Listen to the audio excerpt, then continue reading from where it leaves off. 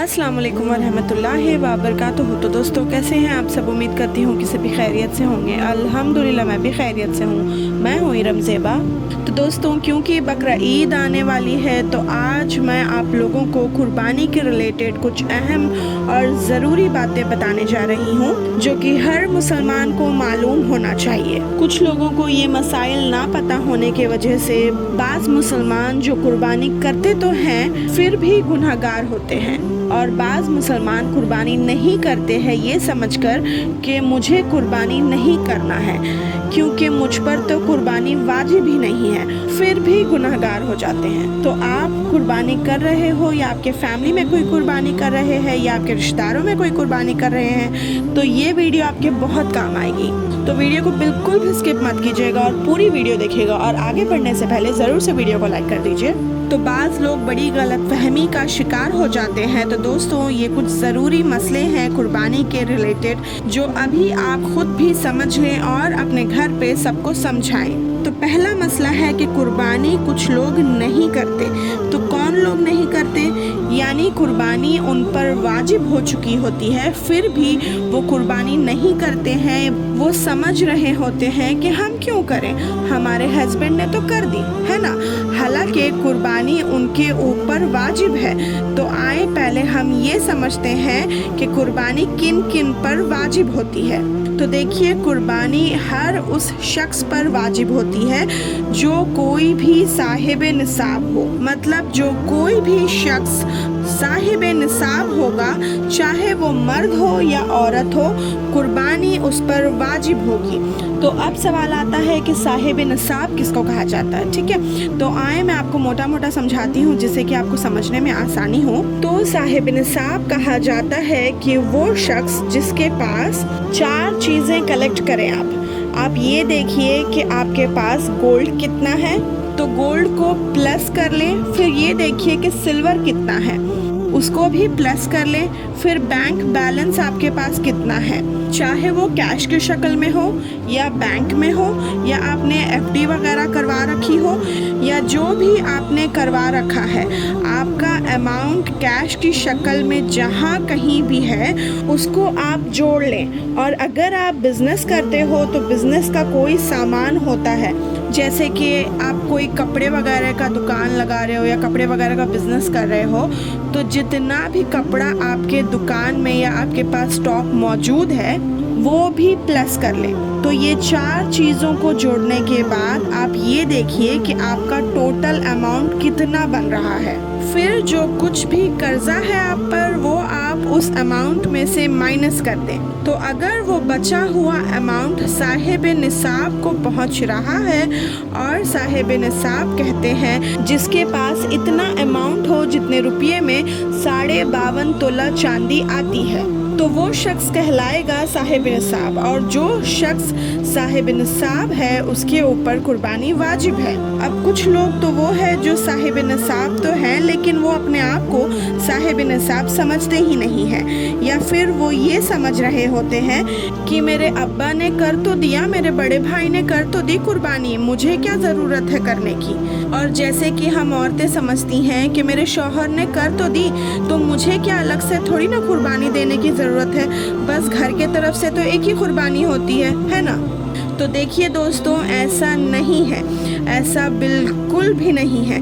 जो कोई भी शख्स साहिब निसाब होगा उसको कुर्बानी करना वाजिब है, फिर चाहे वो मर्द हो या औरत। तो अगर मियाँ बीवी दोनों ही साहिब निसाब है मतलब दोनों पर ही कुर्बानी वाजिब है। भले ही अब्बा ने कुर्बानी कर दी लेकिन अगर आप भी साहिब निसाब हो तो आपके ऊपर भी कुर्बानी वाजिब है। तो पहला मसला ये है कि लोग साहिब निसाब होते तो हैं पर ठीक जानकारी नहीं होने के वजह से कुर्बानी नहीं करते। जैसे कि शादी के वक्त हम लड़कियों को इतना सोना चांदी गिफ्ट वगैरह में मिल ही जाता है कि हम में से अमूमन कई सारी लड़कियां साहिब निसाब होती हैं पर वो सोचती हैं कि इधर अब्बू ने और उधर शौहर ने कुर्बानी कर तो दी, फिर मुझे क्या ज़रूरत है करने की। तो दोस्तों नहीं, जो भी शख्स साहिब निसाब है तो उस शख्स पर कुर्बानी वाजिब है, ठीक है।